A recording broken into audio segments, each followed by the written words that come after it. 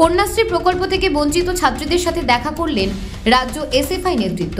মালদার মানিকচক ব্লকের এনায়েতপুর উচ্চ বিদ্যালয়ে প্রায় 46 জন ছাত্রের কন্যাশ্রী প্রকল্পের টাকাতে তছরূপের অভিযোগ ওঠে উক্ত স্কুলের সহকারী প্রধান শিক্ষক তথা মানিকচক ব্লকের তৃণমূলের প্রাক্তন সভাপতি সুনন্দ মজুমদারের বিরুদ্ধে। ইতিপূর্বে মানিকচক ব্লক প্রশাসনের কাছে লিখিত অভিযোগ দায়ের করেছেন বঞ্চিত ছাত্রীরা। চলতি বছরের জানুয়ারি মাসে লিখিত অভিযোগ হলেও এখনো পর্যন্ত ছাত্রীরা হকের টাকা পাওয়া তো দূরের কথা, অভিযুক্তদের বিরুদ্ধে কোনো ব্যবস্থাই গ্রহণ করা হয়নি বলে অভিযোগ বঞ্চিত ছাত্রীদের। এদিন সমস্ত ছাত্রীদের সাথে দেখা করে বিদ্যালয়ের অবস্থান বিক্ষোভ করেন এসএফআই এর রাজ্য সম্পাদক দেবাঞ্জন দে। প্রথমে ছাত্রীদের বাড়ি যান, তারপর এনায়েতপুর উচ্চ বিদ্যালয়ে গিয়ে অফিস ঘরের দরজায় বসে পড়েন। টাকা ফেরত এবং অভিযুক্তদের গ্রেপ্তার করে শাস্তির দাবি তুলে স্লোগান দিতে থাকেন। পুলিশ প্রশাসন দ্রুত ব্যবস্থা গ্রহণ না করলে আইনজীবীদের আইনি পরামর্শ নিয়ে উচ্চ আদালতের দ্বারস্থ হবেন বলে হুঁশিয়ারি দিয়েছেন এসএফআই রাজ্য সম্পাদক দেবাঞ্জন দে। এর পাশাপাশি বঞ্চিত ছাত্রীদের বাড়িতে যান এসএফআই রাজ্য সম্পাদক দেবাঞ্জন দে। সঙ্গে ছিলেন এসএফআই মালদা জেলা কমিটির সম্পাদক চিরঞ্জিত মণ্ডল, এসএফআই মালদা জেলা কমিটির সভাপতি কৌশিক মৈত্র, এসএফআই মানিকচক লোকাল কমিটির সভাপতি দীপঙ্কর ঘোষ, সিআইটিইউ জেলা সম্পাদক দেবজ্যোতি সিনহা।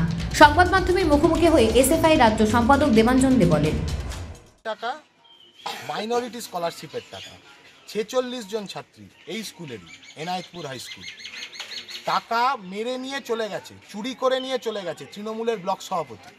কয়েকদিন আগে অবধি তৃণমূলের ব্লক সভাপতি ছিল, তখন এই স্কুলের প্রধান শিক্ষক হিসেবে কাজ করত।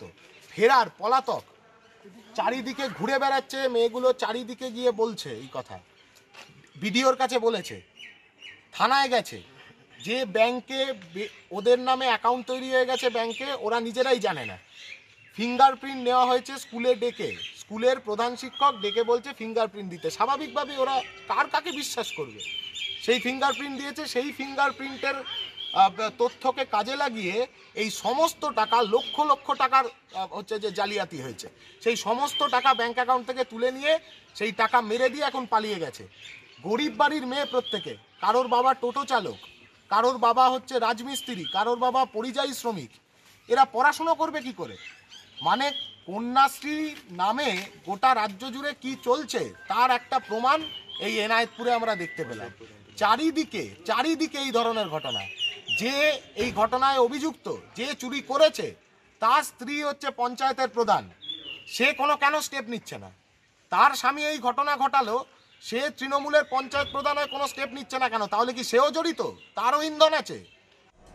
কন্যাশ্রী বঞ্চিত ছাত্রী পায়েল খাতুনের বক্তব্য, আমাদের বলেছে উনি হেল্প করবেন, সব কিছু নিয়ে গেছে ডকুমেন্টস। কি অভিযোগ রয়েছে তোমাদের? আমরা যে অপরাধ করেছে তাকে শাস্তি দেওয়া হোক, আর আমাদের অধিকারটার জন্য আমরা ফিরিয়ে পাই। কি অভিযোগ রয়েছে তোমাদের? আমাদের টাকা তোলা হয়েছে। কিসের টাকা? কন্যাশ্রী। কে তুলেছে? এটাতে তো নাম দিয়ে হয়ে গেছে আমাদের অ্যাসিস্ট্যান্ট হেডমাস্টার সুনন্দ স্যার। তোমরা তো প্রশাসনের দ্বারস্থ হয়েছিল, কিছু কি ব্যবস্থা হয়েছে? না, এখন পর্যন্ত কোনো ব্যবস্থা নেওয়া হয়নি। তারা এসেছিল, তারা কি বললো? তারা বললো যে ওরা সব ডকুমেন্টস নিয়ে কেস করে আমাদের হেল্প করবে, পাশে থাকবে। পাশে থাকবে। আমরা আমাদের অধিকারটা চাইছি, আর যে এটা করেছে তাকে শাস্তি দেওয়া হোক, যেন ও আবার পরে এটা করতে পারে না। যে মেয়েরা, আমরা মেয়ে আসে তো কি হলো, আমরা তো আমাদের অধিকার জন্য লড়াই করতে পারছি, ইনফ্যাক্ট করছি আর করবই। যতক্ষণ টাকা পাবো না আমরা লড়াই করবার জন্য সবাই আগে আছি। মালদা থেকে পরিতোষ সরকারের প্রতিবেদন, নিউজ টুডে।